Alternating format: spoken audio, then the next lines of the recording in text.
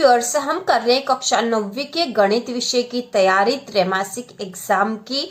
और इसके पहले हमने ब्रिज कोर्स के और अध्याय 1 और अध्याय 2 के वीडियो पहले ही डाल दिए। यदि आपने नहीं देखे तो पहले वह देख लीजिए, जिससे कि आपके त्रैमासिक एग्जाम की तैयारी अच्छे से हो जाए। आज हम अध्याय 3 की तैयारी करेंगे, क्योंकि कक्षा 9वीं के गणित में ब्रिज कोर्स अध्याय 1, अध्याय 2 और अध्याय 3 तक के प्रश्न आएंगे। तो ब्रिज कोर्स बहुत ही महत्वपूर्ण है। ब्रिज कोर्स के 3 वीडियो आए हैं जो कि इस चैनल पर है, आप देख सकते हो। इसके बाद अध्याय 1 और अध्याय 2 के भी महत्वपूर्ण प्रश्न हमने डाल दिए हैं। आज हम अध्याय 3 की तैयारी कर रहे हैं एग्जाम के लिए। तो शुरू करते हैं। प्रश्न नंबर पहला है, मूल बिंदु के निर्देशांक होते हैं। तो मूल बिंदु के निर्देशांक क्या होते हैं? मूल बिंदु के निर्देशांक होते हैं 0, 0। इसके बाद अगला प्रश्न है, बिंदु ऋण 2, ऋण 3 किस चतुर्थांश में स्थित होगा? तो प्रथम में, द्वितीय में, तृतीय में या चतुर्थ में? तो यह तृतीय चतुर्थांश में स्थित होगा, ऋण 2 और ऋण 3। और यह किस प्रकार से होगा यह हम अभी देखेंगे, ताकि आप इस तरह का कोई सा भी प्रश्न आए तो कर सकते हो। तो यहाँ पर हमने 2 रेखाएं बना दी, एक आड़ी है और एक खड़ी है। तो ये जो आड़ी रेखा यह एक्स अक्ष है, एक्स, और इसे हम नाम दे देंगे एक्स डैश। और ये जो खड़ी रेखा है यह वाई अक्ष की है, तो यह है वाई अक्ष और इसको नाम दे देंगे वाई डैश। तो इसको समझ लेते हैं। इस तरफ जो यहाँ पर ये दोनों रेखाएं एक्स अक्ष और वाई अक्ष एक दूसरे को जहां पर काटते हैं, यह जो बिंदु होता है मूल बिंदु कहलाता है। यह स्थान होता मूल बिंदु का। और मूल बिंदु के इस तरफ मतलब एक्स की तरफ सारी जो संख्याएं होती है वो धन वाली होती है। धन वाली संख्या जैसे धन 1, 2, 3, 4 वह इधर आती है। इसके बाद इस तरफ वाली जो संख्याएं होती है वो ऋण की होती है, मतलब ऋण 1, ऋण 2, ऋण 3, ऋण 4 वाली सारी संख्याएं एक्स अक्ष पर इधर इस तरफ दिखाएंगे। इसी प्रकार वाई अक्ष पे ऊपर वाली जो भी संख्या आती है वह धन की होती है। वाई अक्ष की धन वाली संख्या यहाँ पर हम ऊपर दर्शाएंगे, और वाई अक्ष की ऋण वाली संख्या हम यहाँ नीचे दर्शाएंगे, ऋण 1, ऋण 2, ऋण 3, ऋण 4। तो इस प्रकार यह जो एक्स अक्ष और वाई अक्ष मूल बिंदु पर एक दूसरे को काटकर इस कार्तीय तल को, जहां भी एक्स अक्ष और वाई अक्ष स्थित है उस तल को हम कहते हैं कार्तीय तल। कार्तीय तल। तो इस कार्तीय तल को यह 4 भागों में बांट रही है। जो प्रथम भाग है तो इसको प्रथम चतुर्थांश कहते हैं, प्रथम चतुर्थांश।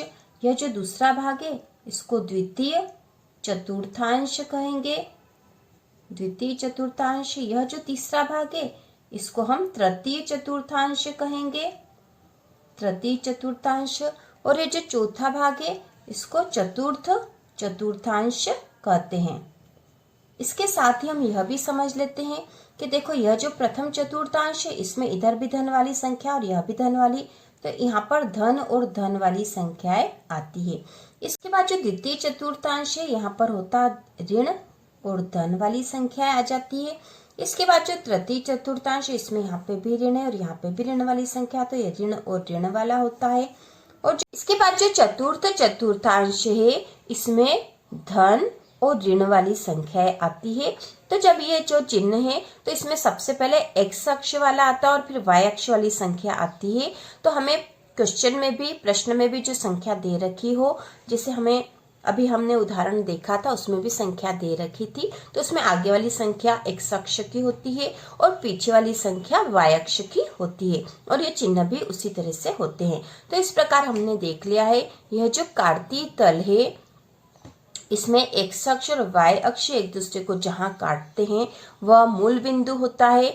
और यह एक्स अक्ष और वाई अक्ष एक दूसरे को काटकर 4 भागों में विभाजित हो रहे हैं। तो यहाँ पे है प्रथम चतुर्थांश, द्वितीय चतुर्थांश, तृतीय चतुर्थांश और चतुर्थ चतुर्थांश, और इनके चिन्ह इस प्रकार से होते हैं। तो हमें प्रश्न में अधिकतर यह होता है कि 2 संख्या दे रखी होती है और यह पूछा जाता है कि यह किस तल में स्थित होगी, प्रथम में, द्वितीय में, तृतीय में या चतुर्थ में, तो हमें वहां बताना होता है। तो इसके उदाहरण हम करेंगे अभी।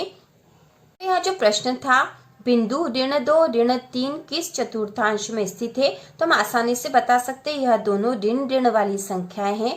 तो ऋण वाली संख्या तृतीय चतुर्थांश में आती है, तो यहाँ आएगा तृतीय चतुर्थांश। इसके बाद अगला प्रश्न है, निम्नलिखित में से कौन सा बिंदु एक्स अक्ष पर स्थित होगा। तो एक्स अक्ष पर कौन सा स्थित होगा, तो यहाँ एक्स अक्ष पर स्थित होगा 5 और 0 ये वाला। तो इस तरह की जब भी संख्याएं होती है तो जो आगे वाली संख्या होती है वह एक्स अक्ष पे आएगी और पीछे वाली वाई अक्ष पे आएगी। इसके बाद अगला प्रश्न है, निम्नलिखित में से कौन सा बिंदु वाई अक्ष पर स्थित होगा। तो यहाँ होगा 0 और 2। आप एक्स अक्ष और वाई अक्ष बनाकर भी देख सकते हो। इसके बाद अगला बिंदु 2 ऋण 1 किस चतुर्थांश में स्थित होंगे। तो यह धन और ऋण वाला है, तो यह चतुर्थ चतुर्थांश में आएगा, जैसा कि हमने चित्र में भी देखा था। इसके बाद अगला प्रश्न है, यह सत्य असत्य है। मूल बिंदु में भुज एवं कोटि दोनों शून्य होते हैं, तो यह कथन सत्य है। इसके बाद अगला है, वाय अक्ष में भुज शून्य नहीं होता, तो यह असत्य है, क्योंकि वाय में भी भुज शून्य होता है। इसके बाद अगला है, एक्स अक्ष में कोटि हमेशा शून्य होती है, तो यह सत्य है। इसके बाद है, बिंदु 2, 3 प्रथम चतुर्थांश में स्थित होगा, तो यह सत्य है।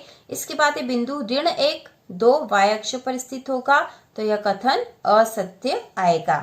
इसके बाद अगला है, निर्देशांक तल में एक्स अक्ष और वाई अक्ष के प्रतिच्छेद बिंदु को कहते हैं। तो इसे कहते हैं हम मूल बिंदु। ठीक है, इसे हम कहेंगे मूल बिंदु, मूल बिंदु कहते हैं इसे। इसके बाद अगला है, बिंदु एक्स वाई में एक्स को भुज तथा वाई को कोटि कहते हैं। भुज तथा कोटि, तो वाई को हम कोटि कहते हैं। इसके बाद अगला है, बिंदु 0, 4 कहाँ पर स्थित होगा। तो बिंदु 0 मतलब एक्स अक्ष पे 0 है और वाई पे 4 आ जाएगा, मतलब यह वाई अक्ष पर स्थित होगा। ठीक है, वाई अक्ष पर स्थित होगा। इसी प्रकार अगला जो प्रश्न है, बिंदु ऋण 5 और 6 किस चतुर्थांश में स्थित होगा। तो ऋण और धन वाली संख्या कहाँ पर स्थित होगी। तो यह द्वितीय चतुर्थांश में स्थित होगा। इसके बाद अगला प्रश्न है, कार्तीय तल में किसी बिंदु की स्थिति निर्धारित करने वाली क्षैतिज और ऊर्ध्वाधर रेखाओं के क्या नाम है। तो हमें पता है, जो क्षैतिज रेखा वह एक्स अक्ष है और ऊर्ध्वाधर रेखा वाई अक्ष है। इनके प्रतिच्छेद बिंदु का नाम क्या है। तो इनके प्रतिच्छेद बिंदु का नाम है मूल बिंदु। यह तो हमने सीख ही लिया था अभी। इसके बाद अगला है, कार्तीय तल को एक्स अक्ष और वाई अक्ष द्वारा कितने भागों में विभाजित किया जाता है और उन्हें क्या कहा जाता है। तो यह भी हमने चित्र के द्वारा समझ लिया था कि कार्तीय तल को एक्स अक्ष और वाई अक्ष द्वारा 4 भागों में, ठीक है, 4 भागों में विभाजित किया जाता है और उन्हें कहते हैं प्रथम चतुर्थांश, द्वितीय चतुर्थांश, तृतीय चतुर्थांश और चतुर्थ चतुर्थांश। इसके बाद अगला है, बिंदु 5, 7 में भुज और कोटि के मान लिखिए। तो भुज जो है यह एक्स अक्ष है और कोटि वाई अक्ष है। तो भुज का मान है 5, क्योंकि भुज तो एक है, एक्स अक्ष है। भुज जो है यह एक्स अक्ष में स्थित होता है। ठीक है, यह समझना चाहिए। एक्स अक्ष को ही भुज कहते हैं और वाई अक्ष को हम कोटि कहते हैं। तो भुज का मान यहाँ पे कितना है, 5 है और कोटि का 7 है। इसके बाद अगला है, बिंदु ऋण 1, 3, 2, 3, 4, ऋण 5, ऋण 3 और ऋण 4 की स्थिति किन चतुर्थांश में लिखिए। तो इसको हम चित्र के द्वारा देख लेते, समझ लेते एक बार। यहाँ हमें जो प्रश्न पहले में दे रखा था, इनकी स्थिति बतानी हमें किस चतुर्थांश में है। तो इसमें पहला ऋण 1, 3 मतलब ऋण और धन वाली संख्या है। तो ऋण और धन वाली जो संख्या है वह यहाँ आएगी, मतलब द्वितीय चतुर्थांश में, क्योंकि ऋण मतलब आगे वाली संख्या या एक्स अक्ष है, यह एक्स अक्ष पे स्थित होगा और यह वाई अक्ष पे।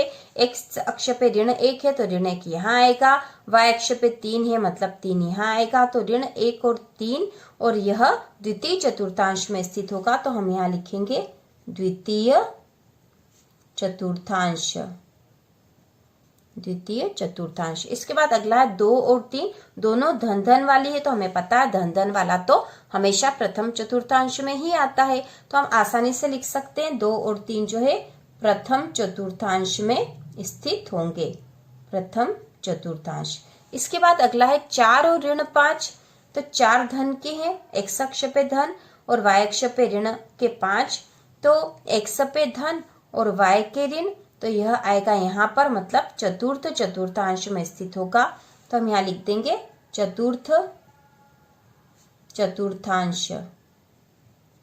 इसके बाद अगला है ऋण 3 और ऋण 4। तो दोनों ऋण ऋण वाले ही, तो दोनों ऋण ऋण वाली हमेशा तृतीय में ही आती है, तो हम यहाँ लिख देंगे तृतीय चतुर्थांश। यदि इस तरह का प्रश्न आए तो आपको ये समझ लेना चाहिए कि यदि दोनों संख्या धन धन वाली है तो वह प्रथम चतुर्थांश में ही आएगी, यदि दोनों ऋण ऋण वाली है तो वह तृतीय चतुर्थांश में ही आएगी। यदि x अक्ष पे ऋण वाली संख्या दे रखी हो और y पे धन वाली तो वह द्वितीय चतुर्थांश में आएगी। इसी प्रकार यदि x अक्ष पे धन वाली और y पे ऋण वाली दे रखी हो तो वह चतुर्थ चतुर्थांश में आएगी। तो इस तरह से आप समझ लोगे एक बार तो आप आसानी से इस प्रकार के प्रश्न कर सकोगे। और आज ये हमने अध्याय 3 के भी सारे महत्वपूर्ण प्रश्न कर लिए हैं जो आपके एग्जाम में आ सकते हैं। तो इस प्रकार हमने कक्षा 9वीं के गणित विषय की संपूर्ण तैयारी कर ली है। इसी प्रकार के और वीडियो देखने के लिए कक्षा 9वीं की त्रैमासिक एग्जाम के लिए exam study in preparation channel को सब्सक्राइब कीजिए।